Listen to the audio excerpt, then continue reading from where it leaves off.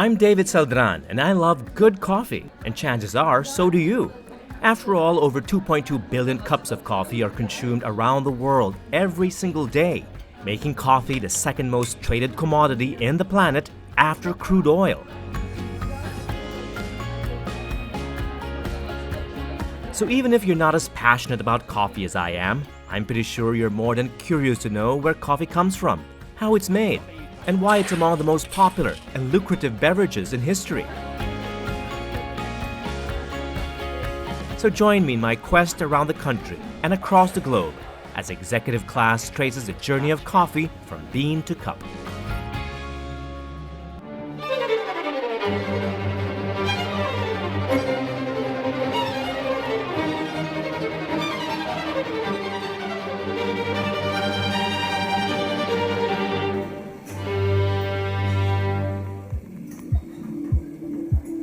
Except perhaps for tea, no other hot beverage in the world is as universally enjoyed as coffee. But it's only a matter of time. Today, there are more specialty coffee shops and tea houses, more coffee geeks and tea connoisseurs, and infinitely more ways to prepare and enjoy a cup of coffee. Coffee was first cultivated in the Horn of Africa, but it spread throughout the Old World, passing by hand through traders, pilgrims, slaves, and armies to various corners of the Middle East and Europe. Coffee drinking today is vastly different from the original, but Turkish coffee is perhaps as close as it gets to the old days. In parts of the former Ottoman Empire, I've seen how finely ground coffee is boiled thrice in an ibrik, a brass jug, before it's finally ready to drink. Coffee spread to Europe, where it's currently the #1 beverage on the continent. It adapted to cultural tastes and ways of life there. The Italians invented the espresso as we know it, small cups of full-bodied aromatic coffee, made by forcing boiling water and steam through fine coffee grind in a purpose-built espresso machine. Espresso is the base of other Italian specialty coffees like macchiato and cappuccino, both made with steamed milk. The global trade of coffee beans and westernizing ways brought coffee to tea-drinking strongholds like Japan, which still enjoyed like tea, in ritualistic fashion, and with a premium on nuance over power, subtlety over full body. Hence, the preference for slow drip coffee and siphon coffee brewing. Closer to home, our Vietnamese neighbors, huge coffee exporters, like their blue strong, but alas, sweetened with condensed milk. And as for Filipinos, well, we used to be big on rustic Barako coffee made with the Liberica variety. The new ways of brewing like cold press, flat white, and pour over have now entered our vocabulary. The coffee drinking habit all over the world is growing, but it's also evolving. Yet, no matter which way you like it, all coffee starts out the same, as a cherry in a coffee tree. And that's what brings me to Benguet in the Cordillera Mountains, where some of the most interesting Arabica coffee beans are harvested once a year. Good morning, sir. I've heard so Welcome much to our about you. farm. I hear you have Thank some of you. the best coffee in Cuba. Thank you very Totoo ba? much. Yes, I'll prove it to you. Yeah, let's take a look at this one. Shirley Palauay's farm is one of many in Benguet that grows and sells Arabica beans, a premium variety of coffee bean that accounts for the majority of coffee sold around the world. Arabica beans like hers only grow in the tropics and in areas of high elevation with lots of sun and rain, a cool climate that ranges between 15 and 24 degrees Celsius. It's perfect. The elevation, the climate, and the terrain, it goes with the Arabica. And the result or profile within it is good within our area. Her 800 square meter farm in the municipality of Tuba is ideal for growing the delicate Bourbon and Typica Arabica variety. And though the elevation is lower compared to others in the Cordilleras, her farm is closer to the sea, thus more foggy. A plus, since moisture is a key factor in producing quality coffee. It's harvest time and Shirley has invited me to help her pick the ripe cherries. They turn bright red or orange when ready. So each tree is ripens at its own time? Yes, sir. Okay. And you know that it's time to harvest based on the color of the berries? Yes, sir. So you don't harvest per tree, you harvest per cluster of berries. Yes. Ah. So It should, sometimes some are greener than others. So you wait. So you just keep coming back every day Yes, to every see day. what is red and what is It's orange or yellowish. it's 5 days interval. It's a time-consuming process and only done by hand. One needs to pick the cherry at the optimum time.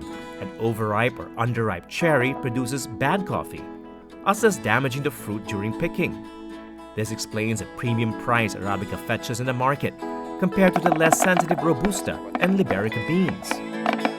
The over 100 Arabica trees in Shirley's farm is tiny by global standards, but despite the size, hers follows best practices in the industry. To protect the plants from excessive heat, a net covering and taller trees shade the cherries. And though her equipment is rudimentary, Shirley knows it's a farmer's touch, not machinery, that determines the final bean quality. As president of the Tuba Benguet Coffee Growers Association, she's dedicated to raising the level of coffee production by networking with government agencies and NGOs to improve the local farmers' tools and skills. Well, for now, it's the equipment. You've seen how they've been doing all the process. It's a bit laid back. If we can get also some equipment, modern equipment to help them make it a bit faster, their processing, that would be good. Also, knowledge, making them aware of this is the better way to grow coffee, how to harvest. Sometimes they are taking second thought. Should we really do this or not? But we used to do it that way. No, times have changed. If you want to do good coffee, sell good coffee with a good price, that they have to do. Fides, a CSR consultant with roots in Benguet, draws inspiration from her grandmother, a coffee farmer matriarch of the Ibaloy tribe. She also helps the current generation of Ibaloy farmers fetch a fair price for their beans. But for Tuba's Arabica to do so, those beans need to be processed properly. The natural or dry method is the simplest and most economical way. Ripe cherries are left to dry on tables and decks until they achieve their optimum moisture levels. Dry processed beans are preferred for their sweetness and full body. The wet method is more intensive, but the beans are less prone to damage and retain their unique characteristics better. The skin and pulp of the cherry is removed right after harvesting using a pulping machine, and the beans and their husks separated by washing. Wet processed beans are favored for their bright taste and nuanced flavors. Shirley also uses honey processing, a third and more complicated way where the skin or pulp is removed, but the mucilage, honey or sticky film underneath, is left covering the bean. The sweetish and low acidity coffee from honey processing is currently the rage and fetch higher prices than beans from traditional drying. After the cherries are dry, they then undergo hulling. Here, the parchment surrounding the bean is removed mechanically, replacing the old method in Benguet, where beans used to be hulled manually with a mortar and pestle, or worse, by trampling with the feet. The newly exposed green beans are not yet ready for sale. They need to be graded accordingly and sorted by hand, bean by bean, to discard any sediments or unhulled or damaged beans that might compromise the batch or the reputation of the producer. Once sorted, Tuba's Arabica beans are stored and wait to be traded. According to local Ibaloy culture, whenever it's harvest time, there should also be a feast. So I'm really lucky to experience such a feast here at Shirley's farm. And it's usually done with rice wine or tapoy and some ritual prayers, right? So, wow, let's begin. Woo! Kabunyan, ngos osyong son sigami, makaajuan, may na dinggam. Dinggam may masas na nagmasas, dinggam idubong, dangitan kalutaan, dinggam ito, kainges kabakbak lang mo. Yay kami jay. Because each harvest is so dependent on the quirks of nature, farmers turn to rituals and prayers, led by a local seer or mambunong for divine intervention. The sacred rite is marked by the ritual slaughter of an animal, and in a good harvest like this, a large pig. Part of the ritual is pulling out the liver of the pig to read the future. And according to Felix, well, it's a healthy liver, a large liver, which means a surplus for next year, a very good harvest. It's good luck indeed. Let's drink to that.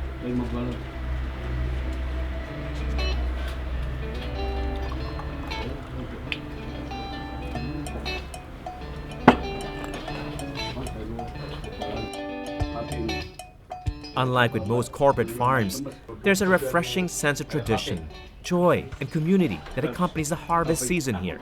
But that doesn't mean Shirley and her neighbors don't take business seriously. Apart from selling raw beans, the Tuba Association also sell a portion of their small 3-ton harvest as roasted coffee under their own brand, Si Job Kapi.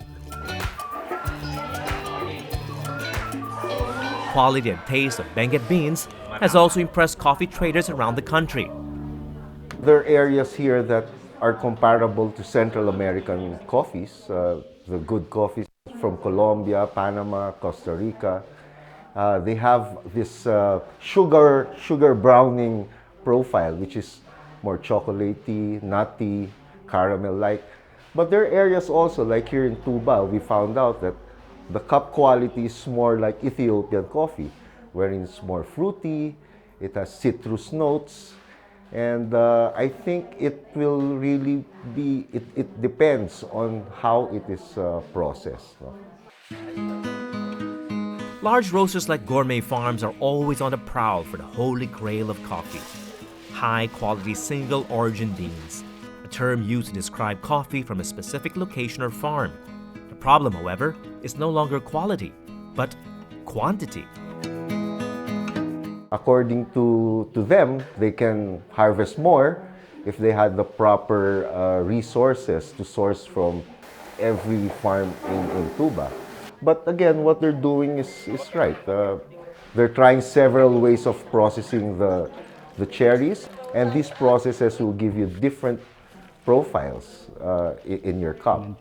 And it's good that they're non-stop in trying to find out what's the best for every buyer in the country.